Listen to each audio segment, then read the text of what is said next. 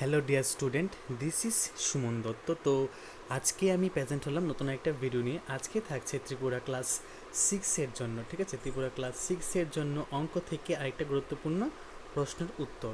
তো যারা যারা কন্টিনিউ ক্লাস দেখো, তোমরা দেখতে পারছো যে আমি মানে লাস্ট কয়েকদিন থেকে প্রত্যেক দিন একটা করে ভিডিও দিচ্ছি। খুব শীঘ্রই 2-3টা করে ভিডিও প্রত্যেক দিন আসবে অঙ্কর, ঠিক আছে?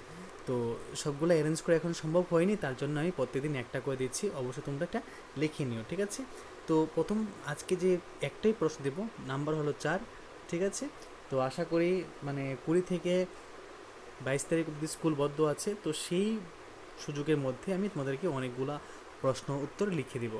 তো এই যে এখানে আছে 4 নম্বর প্রশ্নটা, যখন তুমি গণনা সংখ্যাগুলো ঊর্ধ্বক্রমে যোগ করা শুরু করো, তখন তুমি কোন সংখ্যা ক্রম পাও? তুমি কি এটি একটি ছোট চিত্রাকার ব্যাখ্যা দিতে পারো? ইয়েস, এটা করা কিন্তু খুবই সোজা এবং খুব একটা ইম্পর্ট্যান্ট অঙ্ক, ঠিক আছে? তো আমি দেখিয়ে দিচ্ছি কীভাবে তোমরা এটা লিখবে। এই যে এখানে লেখা দেখো আছে কি, গণনা সংখ্যাগুলো যোগ করার ক্রম, ঠিক আছে? বা ক্রমগুলি হলো লিখতে পারো। তো ওই 4 নম্বর প্রশ্নের উত্তরটা শুধু শুধু এতটুকু লিখলেই তোমরা মানে যদি 2 থাকে বা 3 থাকে পেয়ে যাবে। কি লিখবে? যে গণনার সংখ্যাগুলো যোগ করলে ত্রিভুজাকার সংখ্যা পাওয়া যায়, ঠিক আছে? গণনার সংখ্যাগুলো যোগ করলে ত্রিভুজাকার সংখ্যা পাওয়া যায়, যেমন 1, 3, 6, 10, 15, তারপর আরও যোগ করো। দেখো প্রত্যেকটার মধ্যে কিন্তু এখানে হয়েছে 3, এখানে 3, ঠিক আছে? তারপর এখানে 4, ঠিক আছে? এখানে 5, তো এখন হয়ে যাবে 6, তাহলে হয়ে যাবে 21, ঠিক আছে? তারপরে হয়ে যাবে 7, 7 হয়ে কত হবে? 28, এইভাবে সংখ্যাগুলো যাবে, ঠিক আছে? তো আমরা এতটুকু ধরি, ঠিক আছে? 1, 3, 6, 10, 15 আমাদের অঙ্ক হয়ে যাবে। চিত্রগতভাবে আমরা প্রতিটি যোগফলকে বিন্দুর একটি ত্রিভুজ হিসেবে কল্পনা করতে পারি। মানে যোগফলের যে বিন্দু আছে, মানে প্রত্যেকটা এই যে এককে মানে একটা বিন্দুকে আমরা একটা ত্রিভুজ বলতে পারি।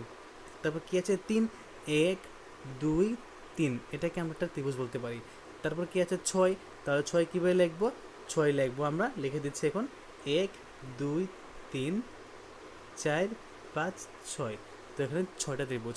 মানে আমি এখানে বিন্দুগুলিকে ত্রিভুজ হিসেবে কল্পনা করতে পারি, যেখানে প্রতিটি স্তরে আগের স্তরের চেয়ে একটি বেশি অংশ, একটি বেশি এটা বেশি কি বিন্দু থাকবে। কি এটা কিন্তু বেশি, ঠিক আছে? আমি লিখে দিচ্ছি, এটা লেখা সুন্দর করে হয়নি, এটা বেশি হবে, বেশি বয়াকার তাহলে বা সংস্কার বেশি বিন্দু থাকে, ঠিক আছে? দেখো নিচে দেখো একটা এক্সাম্পল দিয়ে দিচ্ছি। দেখো এই একটা ডট দিয়ে একটা ত্রিভুজ, 3টে দিয়ে 3টা, তারপর 6টা এখানে, তারপর 10টা, তারপর 15টা, ঠিক আছে? এই হলো আমার 4 নম্বর প্রশ্নের উত্তর। যদি এই ভিডিও তোমাদের কাছে ভালো লেগে থাকে, অবশ্যই ভিডিওটা সবার সাথে শেয়ার করবে এবং এরকম আরও নতুন নতুন ভিডিও পেতে গেলে অবশ্যই চ্যানেলটা সাবস্ক্রাইব করে রাখবে এবং নোটিফিকেশনে অল করে রাখবে, ঠিক আছে? সবাইকে অসংখ্য ধন্যবাদ।